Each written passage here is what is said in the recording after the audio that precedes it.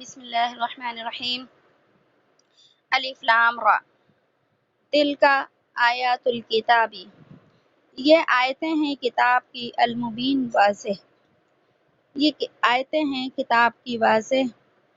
انا انزلناہ، بے شک نازل کیا ہم نے اس کو، بے شک نازل کیا ہم نے قرآناً، اس قرآن کو، عربیاً، عربی زبان میں، لعلکم تعقلون، تاکہ تم سمجھ رکھو یا عقل رکھو۔ نحن نقص علیک، ہم بیان کرتے ہیں آپ سے ایک قصہ، احسن القصص، ایک بہترین قصہ، بما اوحینا، اس واسطے کہ وحی کی ہم نے، الیک، آپ کی طرف، ھذا القرآن، اس قرآن کی، وَإِن كُنتَ من قبلہ، اور یہ کہ تھے آپ اس سے پہلے، لمن الغافلین، بے خبروں میں سے۔ اذ قال یوسف لأبیہ، جس وقت کہا یوسف نے اپنے باپ سے، یا ابتی، اے میرے والد، انی رأیت، بے شک میں نے دیکھا ہے، احد عشر کوکباً، میں نے دیکھے ہیں 11 ستارے، والشمس والقمر، اور سورج اور چاند، رأیتہم لی ساجدین، کہ میں نے دیکھا ان کو کہ وہ سجدہ کر رہے ہیں مجھ کو۔ قالا، تو کہا انہوں نے، یا بنیا، اے میرے بیٹے، لا تقصص رؤیاک، تو نہیں بیان کرنا اپنے خواب کو، علی اخوتک، اپنے بھائیوں سے، فیکیدوا لک کیدا، پس وہ کریں گے تیرے واسطے کوئی فریب۔ ان الشیطان، بے شک شیطان، للانسان، انسان کا، عدو مبین، کھلا دشمن ہے۔ وکذالک یجتبیک، اور اسی طرح وہ آپ کو چنے گا، اور اسی طرح چنے گا تجھ کو، ربک، تیرا رب، ویعلمک، اور سکھائے گا تجھ کو، من تأویل الاحادیث، اور سکھائے گا تجھ کو خواب کی تعبیر، ویتم نعمتہ، اور وہ پورا کرے گا تجھ پر اپنی نعمت کو، علیک، اور پورا کرے گا انعام تجھ پر، وعلی آل یعقوب، اور یعقوب کی آل پر، کما اتمہا علی ابویک، جیسا کہ پورا کیا اس کو تیرے باپ دادا پر، من قبل، اس سے پہلے، ابراہیم و اسحاق، اور اسحاق پر، ان ربک علیم حکیم، بے شک تیرا رب جاننے والا ہے اور حکمت والا ہے۔ یہ سورہ ابراہیم کا سورہ یوسف کا ایک رکوع ہے۔ اب دیکھیے، ہم نے اب تک بہت سی مکی صورتیں بھی پڑھی ہیں اور کچھ ہم نے مدنی صورتیں بھی پڑھی ہیں، لیکن سورہ یوسف جو ہے یہ پوری جو ہے کیا مکی صورت ہے۔ سورہ یوسف کے اندر 111 آیتیں ہیں، ان 111 کے اندر 4 آیتیں جو ہیں وہ مدنی ہیں، اور باقی جتنی بھی آیات ہیں وہ ساری کی ساری جو ہیں مکی ہیں۔ سورہ یوسف قرآن مجید کی وہ صورت ہے کہ جس کے اندر تفصیل کے ساتھ حضرت یوسف علیہ السلام کا قصہ آیا ہے، اور حضرت یوسف علیہ السلام کا قصہ جو ہے صرف اور صرف سورہ یوسف کے اندر آیا ہے۔ اس کے علاوہ پورے قرآن میں کہیں بھی دوبارہ حضرت یوسف علیہ السلام کا قصہ نہیں آیا ہے، ورنہ یوسف علیہ السلام کے علاوہ باقی انبیاء علیہ السلام کے قصے ہم نے کئی جگہ مختصر جو ہے کئی بار پڑھے ہیں، لیکن یوسف علیہ السلام کے قصے کی یہ خاصیت ہے کہ وہ صرف قرآن مجید میں ایک ہی جگہ آیا ہے، لیکن اللہ نے اس کو بہت تفصیل کے ساتھ سورہ یوسف کے اندر بیان کیا ہے، اور سورہ یوسف کے اندر صرف اور صرف حضرت یوسف علیہ السلام کا ہی قصہ بیان کیا ہے۔ اور اس کی وجہ کیا ہے کہ یہ یہودی جو تھے، انہوں نے حضرت ہمارے نبی صلی اللہ علیہ وسلم کی آزمائش کے لیے آپ جو ہے ان سے سوال کیا تھا کہ یہ بتائیں کہ آل یعقوب جو ہے وہ ملک مصر سے جو ہے ملک شام سے ملک مصر کیوں منتقل ہوئے؟ یہودی جو تھے انہوں نے سوال کیا۔ اب آل یعقوب حضرت یعقوب علیہ السلام کی اولاد کو کہا جاتا ہے، اور حضرت یوسف علیہ السلام بھی جو ہیں وہ حضرت یعقوب علیہ السلام کے بیٹے تھے۔ جب ہم باقی ساری صورت آگے پڑھیں گے تو یہ چیز بھی آ جائے گی، اور یوسف علیہ السلام کا قصہ میں آگے بھی تفصیل آئے گی کہ یوسف علیہ السلام بعد میں اور حضرت یعقوب علیہ السلام بعد میں ملک مصر کیوں چلے گئے تھے۔ یہ قرآن نے بعد میں بیان کیا ہے، لیکن سوال یعنی کہ ابھی میں یہ بتا رہی تھی کہ انہوں نے یہ سوال کیا تھا کہ حضرت یعقوب علیہ السلام اور حضرت یوسف علیہ السلام ملک شام سے ملک مصر کیوں چلے گئے تھے، منتقل کیوں ہوئے تھے۔ اب یہ ایسی بات تھی کہ حضرت یوسف علیہ السلام کا اور یعقوب علیہ السلام کا زمانہ تو ہمارے نبی صلی اللہ علیہ وسلم سے ہزاروں سال پہلے کا تھا، اور آپ تو اس وقت موجود نہیں تھے، اور جو ہے اس وقت کے لوگ بھی موجود ظاہر سی باتیں نہیں تھے کہ جس کے ذریعے سے حضرت ہمارے نبی صلی اللہ علیہ وسلم کو یعقوب علیہ السلام حضرت یوسف علیہ السلام کا قصہ پتہ چلتا۔ اور ہمارے نبی صلی اللہ علیہ وسلم تو ساری زندگی جو ہے مکہ میں رہے یا پھر مدینہ گئے، اور مکہ میں جب تک تھے، ہجرت سے پہلے مکہ میں رہے، آپ نے کہیں کا ایسے سفر نہیں کیا کہ کسی سے معلومات ہوتی یوسف علیہ السلام کے قصے کی، اور آپ امی تھے، یعنی آپ کو لکھنا اور پڑھنا نہیں آتا تھا، تو آپ نے کبھی بھی کسی کی کتاب میں نہیں پڑھا تھا کہ حضرت یوسف علیہ السلام کا قصہ کیا تھا۔ لیکن انہوں نے اسی آزمائش کے لیے کہ اگر آپ واقعی نبی ہیں تو آپ بتا دیں گے کہ یوسف علیہ السلام کا قصہ کیا ہے۔ جب انہوں نے سوال کیا تو اللہ نے آپ صلی اللہ علیہ وسلم پر سورہ یوسف کو جو ہے وہ نزول کیا کہ اس کے اندر تفصیل سے یوسف علیہ السلام کا قصہ جو ہے وہ آ گیا۔ اس سورہ یوسف کی پہلی آیت یہ حروف مقطعات سے شروع ہوتی ہے، اور حروف مقطعات کے متعلق ہم پڑھ چکے ہیں کہ یہ اللہ کے رازوں میں سے ایک راز ہے، اور اس کا علم نبی صلی اللہ علیہ وسلم کو دیا گیا، لیکن ہر انسان کو اس کا علم یعنی کہ امت کے لیے اس علم کو نہیں کھولا گیا، اس لیے ہم اس کا ترجمہ بھی نہیں کرتے۔ آگے فرمایا تلک آیات الکتاب المبین، کہ یہ آیتیں ہیں اس کتاب کی جو کہ کھلی ہیں، واضح ہیں۔ مراد ہے قرآن مجید، کہ قرآن مجید کے سارے احکام اتنے واضح ہیں اس میں حرام اور حلال، کہ یہ جو یہودی ہیں، ان یہودیوں نے جو سوال کیا تھا، تو یہودیوں کی جو تورات اپنی کتاب تھی، اس کتاب کے اندر بھی جو ہے حرام اور حلال کو بیان کیا گیا تھا، تو یہ قرآن کریم کے ہونے میں شک کیوں کرتے ہیں؟ جس طرح تورات کے اندر اللہ نے اپنی وحدانیت کا حکم دیا کہ مجھے ایک مانو، شرک نہ کرو، اور حرام اور حلال کو ذکر کیا، اسی طرح قرآن میں بیان کیا ہے۔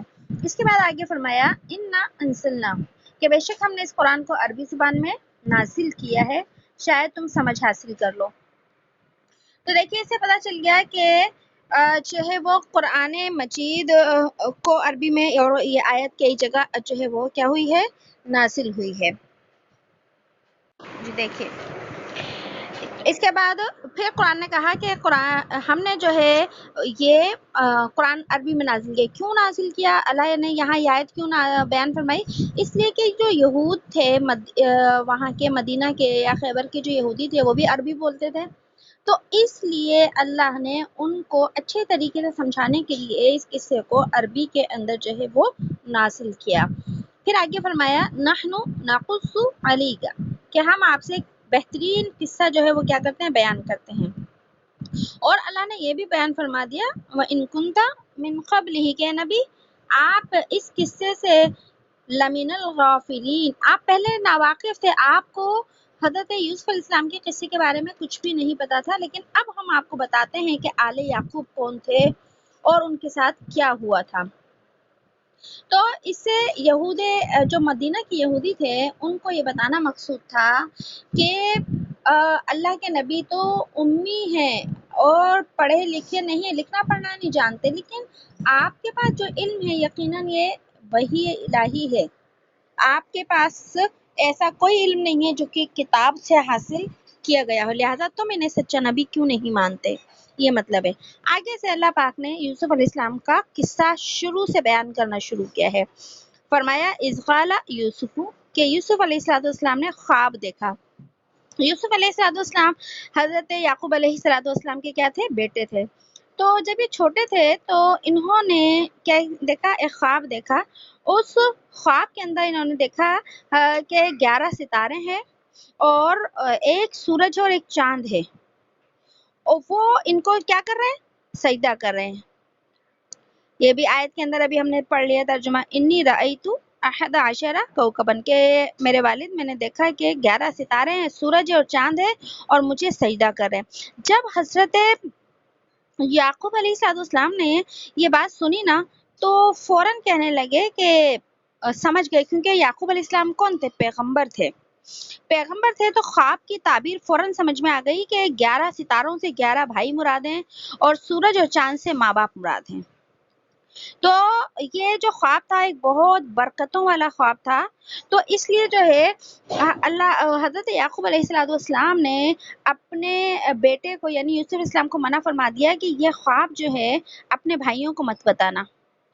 اگر تمہارے بھائیوں کو یہ خواب پتہ چل گیا تو یہ بھائی جو ہے تمہارے لیے کیا کریں گے، تدبیریں کریں گے، کیونکہ اس خواب کے ذریعے انہیں پتہ چل سکتا ہے کہ تمہاری شان اور عظمت کیا ہے، بہت اونچی ہونے والی ہے. یعنی اس وجہ سے یہ یعقوب علیہ السلام نے منع کیا کہ تمہاری شان اور بلندی انہیں پتہ چل جائے گی اور وہ تمہیں ہلاک کرنے کا سوچیں گے، راستے سے ہٹانے کا.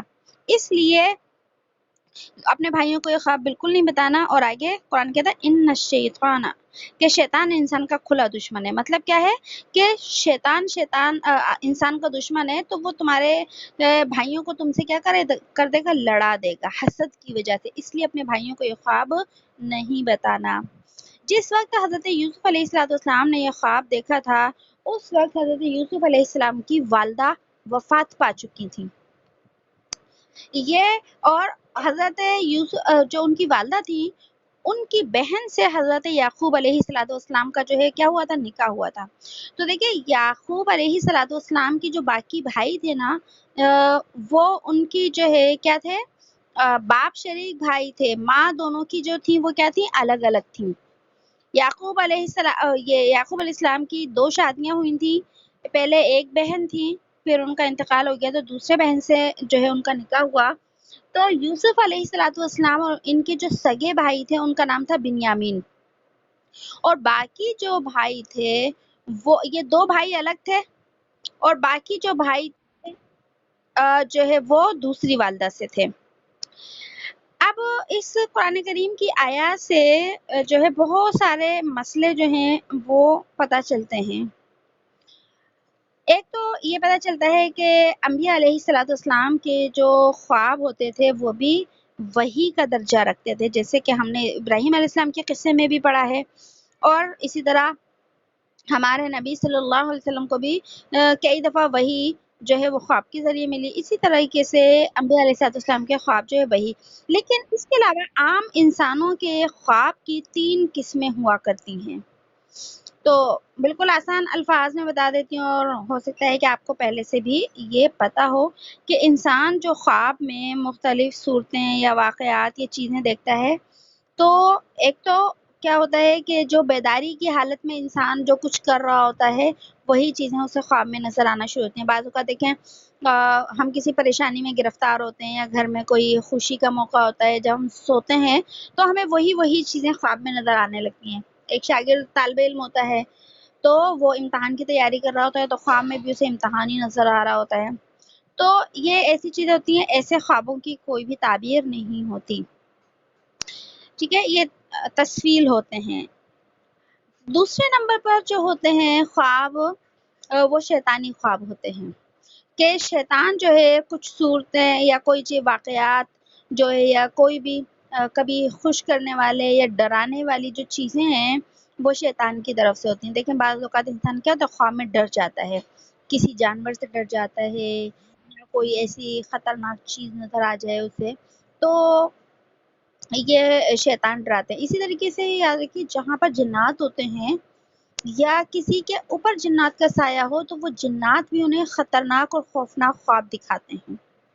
شیطان بھی ایک تو یہ کہ شیطان کوئی انسان ایسا ہے جس کے اوپر جنات وغیرہ کا اثرات نہیں ہے، لیکن شیطان کبھی اس کے اوپر بھی حملہ کر دیتا ہے، اسے خواب میں ڈراتا ہے، اور جس کے ساتھ جنات کا مسئلہ ہو تو اس کے ساتھ بھی ایسا ہوتا ہے. تو یہ جو ہوتا ہے یہ تصویر شیطانی کہلاتا ہے، یہ شیطان کی طرف سے ہوتا ہے۔ ایسے خوابوں کی جو ہے وہ کوئی بھی تعبیر نہیں ہوتی، بلکہ ایسے خواب جب ہوتے ہیں تو اس کے بارے میں ہمیں پتہ ہے کہ اس کے اندر آتا ہے کہ جی ایک بائیں طرف جو ہے دھتکار دے اور جو ہے اعوذ باللہ من الشیطان الرجیم پڑھ لے۔ تو اگر برا خواب بھی ہوتا ہے تو اس کی اگر کوئی حقیقت ہونی بھی ہوتی ہے تو وہ بھی کیا ہو جاتی ہے، ختم ہو جاتی ہے۔ اور اسی طریقے سے ایسے جو خواب ہوتے ہیں ڈرنے والے، خطرناک یا پریشان کن خواب کسی کو بتانے بھی نہیں چاہیے۔ تیسری جو قسم کے خواب ہوتے ہیں وہ رحمانی خواب کہلاتے ہیں، جو انسان خود اپنے کام کاج کے اپنی وہ دیکھتا ہے، اس کو حدیث النفس کہا جاتا ہے۔ اور ایک ہوتے ہیں شیطانی خواب اور ایک ہوتے ہیں رحمانی خواب۔ اب یہ رحمانی جو خواب ہوتے ہیں یہ دیکھیے یہ اللہ کی طرف سے ایک طرح سے الہام ہوتے ہیں بندے کے لیے۔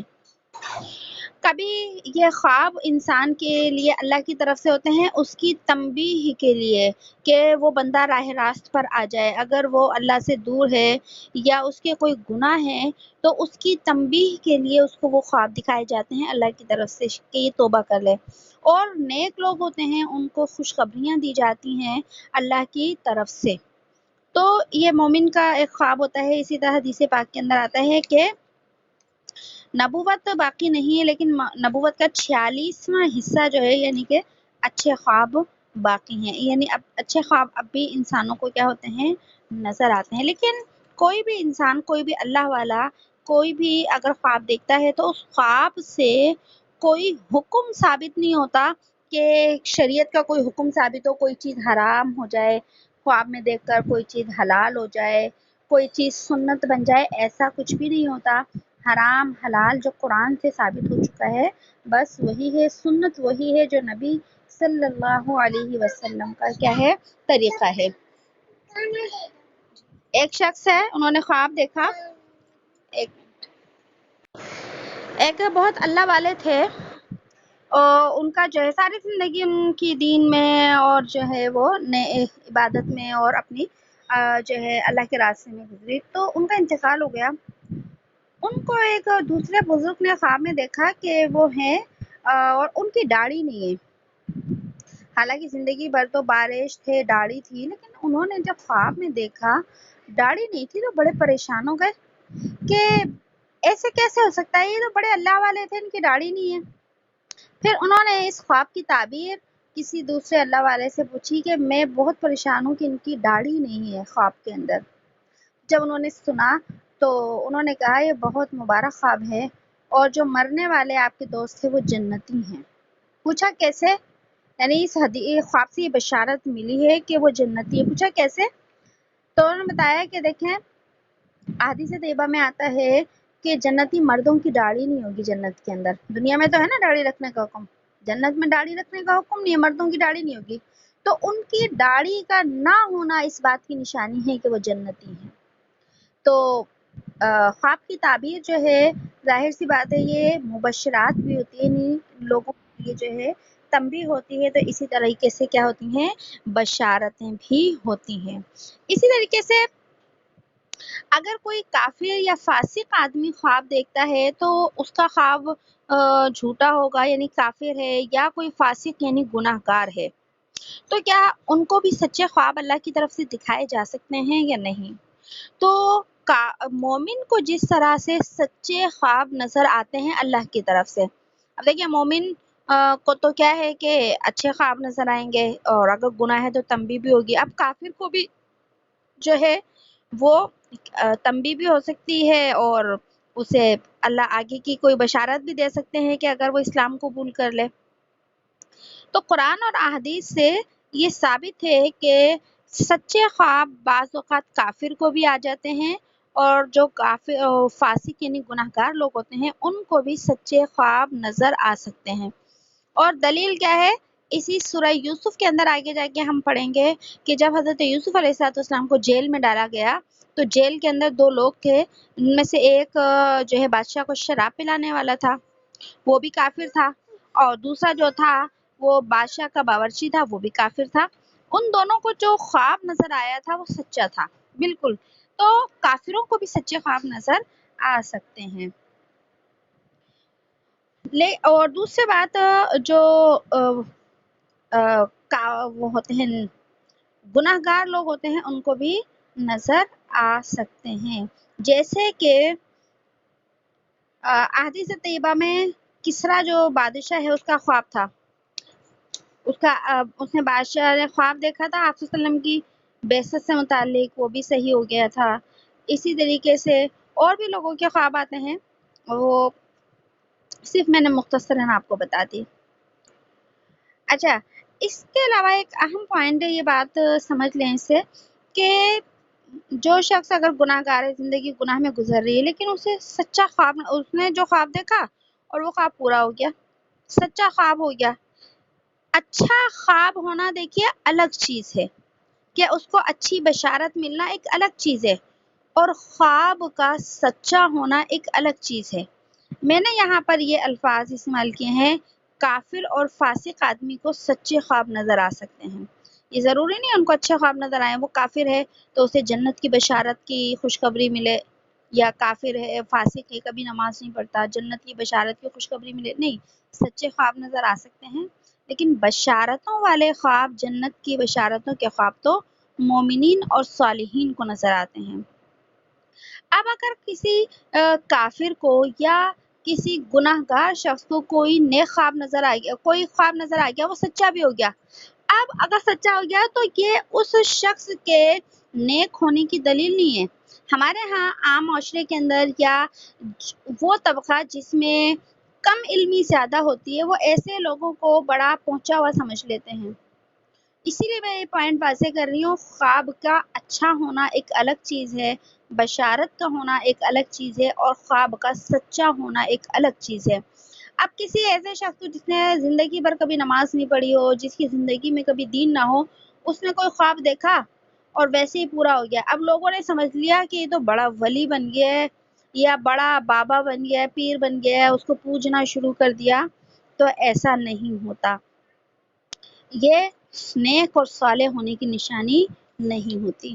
نیک اور صالح ہونے کی نشانی صرف اور صرف نبی صلی اللہ علیہ وسلم کا طریقہ ہے۔ اگر زندگی میں قرآن اور نبی صلی اللہ علیہ وسلم کا طریقہ ہے تو سمجھ لے وہ انسان نیک ہے، چاہے اس کو خواب نظر آئیں نہ آئیں، اور جو ہے بشارتیں اس کو ملیں نہ ملیں، لیکن اگر زندگی میں نبی کا طریقہ اور اللہ کا قرآن زندہ ہے تو وہ شخص یوں سمجھ لیں کہ چلتا پھرتا ولی ہے آج کے دور میں۔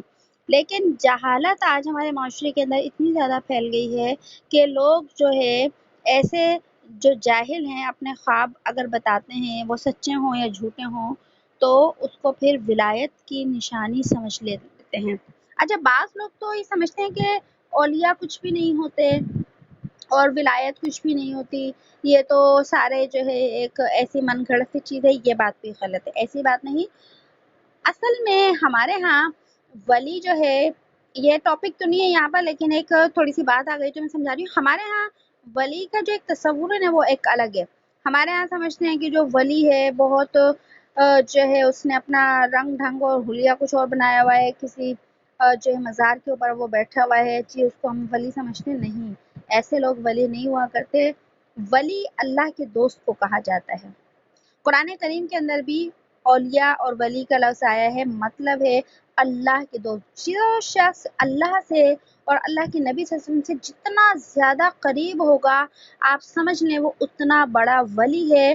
اس کے لیے یہ نہیں ہے کہ اس کے بال بکھرے ہوئے ہوں، لباس گندا ہو، کپڑے میلے کچیلے ہوں، اور وہ کسی مزار کے اوپر یا کسی جگہ پر بیٹھا ہو، اس کو ولی سمجھتے ہیں لوگ۔ ایسا ہرگز نہیں ہے۔ جس کی زندگی میں جتنی زیادہ اتباع سنت ہے وہ اسی درجے کا ولی ہے، اور جس کی زندگی میں کامل درجے کی اتباع سنت ہوتی ہے، یوں سمجھ لیں کہ وہ کامل درجے کا ولی ہوا کرتا ہے، یعنی اللہ کا دوست ہوتا ہے وہ۔ اس کے ساتھ ساتھ آگے اسی آیت سے کئی مسئلے ثابت ہو رہے ہیں، اس لیے میں مختصر آپ کو بتاتی جا رہی ہوں یہ کہ حضرت یعقوب علیہ السلام نے فرمایا تھا اپنے بیٹے کو کہ خواب کی تعبیر خواب مت بتانا۔ اس سے پتہ چلا کہ خواب ہر شخص کے سامنے نہیں بتانا چاہیے۔ خواب صرف اس کو بتانا چاہیے جو اس کا ہمدرد ہو اور خیرخواہ ہو، یا ایسا شخص جو خواب کی تعبیر بتانے کا ماہر ہو، خواب صرف اور صرف اس کو بتانا چاہیے۔ ایسے لوگ جن کے اوپر ہمیں بھروسہ نہ ہو اور جو ہمارے خیر خواہ نہ ہو، ان کو ہرگز خواب نہیں بتانا چاہیے۔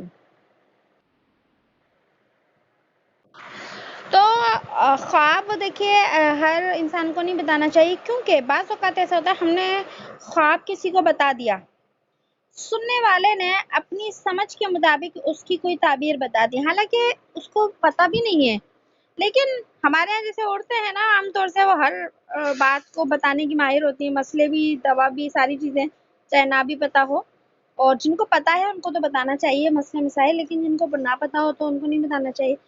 تو اسی طریقے سے خواب کی تعبیر کا بھی مسئلہ ہے۔ تو جب وہ سننے والا اپنی مرضی سے کوئی تعبیر بتا دیتا ہے تو بعض اوقات اس نے جو غلط تعبیر بتائی ہوتی ہے اسی کے مطابق جو ہے وہ خواب کی تعبیر سامنے آ جاتی ہے۔ اس وجہ سے خیر خواہوں کے علاوہ کسی کو بھی خواب نہیں بتانا چاہیے۔ اور اسی طرح آتا ہے کہ اگر اچھا خواب ہے تو شکر کرے، اور اگر برا خواب میں کوئی ڈر جائے یا بری بات نظر آئے، یعنی پریشانی کی کوئی بات نظر آئے، تو اس خواب کے متعلق آتا ہے روایت میں کہ وہ کسی سے نہ کہے بلکہ اٹھ کر نماز پڑھ لے۔ ایک حکم یہ بھی آتا ہے، اٹھ کر نماز پڑھ لے۔ اور صحیح مسلم شریف کی روایت میں آتا ہے کہ اگر کوئی برا خواب دیکھے تو الٹی طرف 3 مرتبہ تھوک دے اور اللہ سے اس برائی کی کیا کرے، پناہ مانگے۔ اب برائی کی پناہ مانگنے کا شکل کیا ہوتی ہے؟ اعوذ باللہ من الشیطان الرجیم پڑھ لے، اور اس خواب کا کسی سے بھی ذکر نہ کرے، تو اس سے پھر خواب کا کوئی نقصان اسے نہیں پہنچائے گا۔ اور اگر وہ خواب حقیقت میں تھا، اس کی تعبیر تھی حقیقت میں، تو بھی کوئی نقصان نہیں ہوگا۔ اور دوسری بات، اگر وہ خواب شیطانی تھا تو شیطانی جو تصورات ہوتے ہیں اس اعوذ باللہ کے پڑھنے سے اللہ اس کے دل اور دماغ سے وہ شیطانی تصورات یا شیطان کے اثرات جو ہیں وہ کیا کر دیں گے، ختم کر دیتے ہیں۔ تو شاید میں نے پہلے بھی آپ کو بتایا تھا۔ اچھا، خواب کی تعبیر کے اندر جو ہے دیکھیے بہت ساری چیزیں جو اس کا عمل دخل ہوتا ہے خواب کی تعبیر کے اندر۔ آگے تو ہم تفصیل سے میں حضرت یوسف السلام کا قصہ ہی پڑھیں گے، لیکن خواب کی چند باتیں یہاں ہم ذکر کر لیتے ہیں۔ خواب کی تعبیر کے اندر جو ہے ایک تو موسم کا بہت دخل ہوتا ہے۔ موسم گرمی میں دیکھے گئے خواب کی تعبیر الگ ہو سکتی ہے، سردی میں دیکھے گئے خواب کی تعبیر الگ ہو سکتی ہے، اور اسی طریقے سے جو ہے رات کے حصوں میں دیکھے گئے خواب کی تعبیر ہوتی ہے، دن میں دیکھے گئے خواب کی عام طور سے کوئی بھی تعبیر نہیں ہوتی۔ اور اس کے علاوہ انسان کا جو اپنا ایک زندگی کا معاملہ ہوتا ہے، اس کا اللہ سے تعلق ہوتا ہے، اس کا بھی جو ہے کیا ہوتا ہے، فرق ہوتا ہے۔ میں نے شاید آپ کو پہلے ایک خواب بتایا تھا کہ جو ایک عالم تھے علامہ ابن سیرین رحمۃ اللہ علیہ، یہ تاریخ میں ایسے ایک عالم گزرے ہیں، اللہ والے گزرے ہیں، جن کو اللہ کی طرف سے خواب کی تعبیر کا علم ملا تھا۔ تو ایک دفعہ جو ہے وہ حضرت امام بخاری رحمۃ اللہ علیہ جو تھے، انہوں نے خواب دیکھا، اور جب انہوں نے وہ صبح اٹھے نا تو وہ بہت زیادہ پریشان تھے۔ انہوں نے خواب دیکھا کہ نبی صلی اللہ علیہ وسلم کی قبر اطہر ہے، اور وہ اس قبر اطہر میں سے نبی صلی اللہ علیہ وسلم کے جو جسم مبارک کی ہڈیاں جو ہے وہ نکال رہے ہیں۔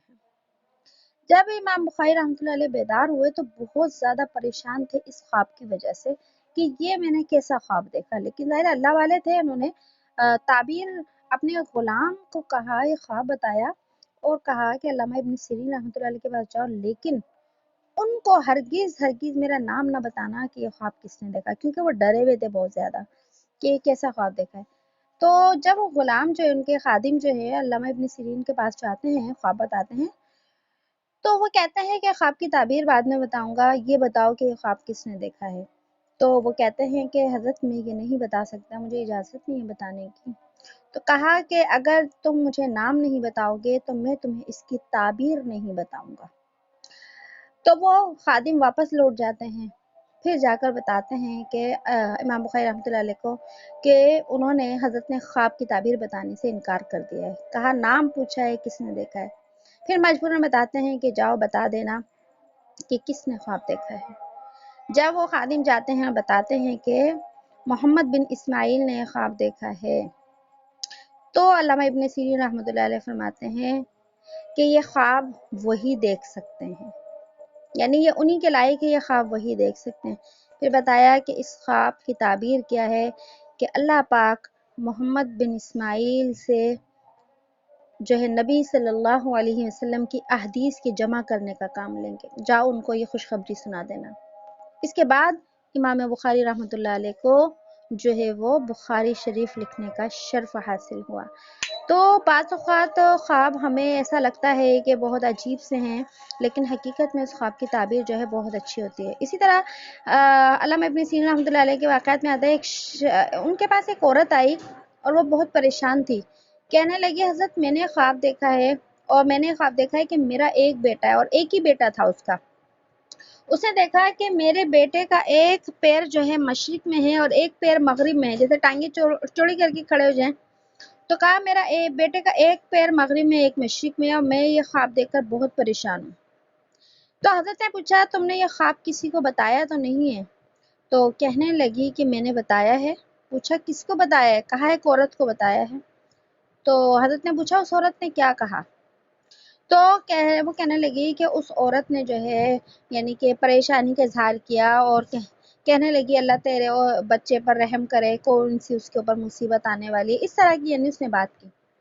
تو علامہ ابن سیرین رحمۃ اللہ نے فرمایا کہ جاؤ اب تمہارا خواب بے اثر ہو گیا ہے۔ کہنے لگے یہ خواب بہت مبارک تھا اور اس خواب کی تعبیر بہت اچھی تھی، اور اس خواب کی تعبیر یہ تھی کہ اللہ پاک تمہارے بیٹے کو مشرق اور مغرب کی حکومت عطا کرتے، لیکن تم نے ایک انجان اور جو ہے بے علم عورت سے اپنا خواب بیان کیا، اور اس نے اس خواب کے اوپر کیا کیا؟ واہی تباہی بولی، تو اب اس خواب کی تعبیر ختم ہو گئی۔ تو اس طرح اور بھی کئی واقعات آتے ہیں علامہ ابن سیرین رحمۃ اللہ علیہ کے، تو اس سے پتہ چلا کہ خواب ہر کسی کو نہیں بتانا چاہیے۔ اگر خواب کی تعبیروں کے پیچھے بھی زیادہ نہیں پڑنا چاہیے، بعض اوقات جو ہے خواب کی تعبیر بتانے والا بھی کوئی نہیں ہوتا، لہٰذا جو ہے اس وجہ سے خواب کی تعبیر بتانے کا علم بہت کم لوگوں کے پاس ہوتا ہے۔ بس اچھے خواب ہوں تو ان پہ شکر ادا کرنا چاہیے، دعا کر لینی چاہیے کہ اللہ اس خواب کو میرے حق میں کیا کر دے، بہتر بنا دے۔ اور بعض اوقات تو خواب جو ہے بہت زیادہ جو ہے واضح ہوتے ہیں۔ میں نے بھی اپنے طالب علمی کے زمانے میں بعض خواب اتنے واضح دیکھے تھے، اور پھر اس پڑھائی کے زمانے میں نے اپنے اساتذہ سے اس کی جو ہمارے استاد تھے جو خاص طور پر ہمیں تفسیر پڑھاتے تھے، تو ان سے میں نے اس کی تفسیر پوچھی تھی، تو انہوں نے جو یعنی تفسیر یعنی تعبیر پوچھی تھی، انہوں نے جو تعبیر بتائی اس تعبیر کو میں نے اپنی زندگی میں بالکل ویسا ہی پایا۔ جو خواب میری زندگی میں بہت مبارک تھے جو میں نے طالب علم کے زمانے میں کئی ایسے خواب دیکھے۔ تو بہرحال خواب اثر رکھتے ہیں، بشارتیں ہوتی ہیں، لیکن خواب سے انسان کی یہ تقدیر نہیں بنتی کہ خوابوں کی وجہ سے ہمارے نصیب بدل جاتے ہیں یا ہماری تقدیر نہیں۔ دعا کے متعلق تو آتا ہے کہ دعا کے ذریعے سے ہماری تقدیر میں کوئی تبدیلی ہو سکتی ہے، لیکن خوابوں کے ذریعے سے ہماری تقدیر میں تبدیلی نہیں ہوا کرتی، بلکہ خوابوں کے ذریعے سے یا تو تنبیہ ہوا کرتی ہے، یا پھر ہمیں خوشخبری ملا کرتی ہے، یا پھر کوئی انسان بہت ہی جو ہے وہ کیا ہوتا ہے، غافل ہوتا ہے، تو شیاطین اور جنات بھی انہیں پریشان کرتے ہیں۔ اس کے علاوہ یہ بات جو ہے دیکھیے یہ جو آیت میں آیا نا کہ خواب کسی سے بیان نہ کرو یا کوئی برا خواب نظر آئے، تو یہ بھی سمجھنے مسئلہ کہ اگر کوئی پریشان کن خواب ہے یا اس طرح، اس کو کسی کو بتانا حرام ہے کیا؟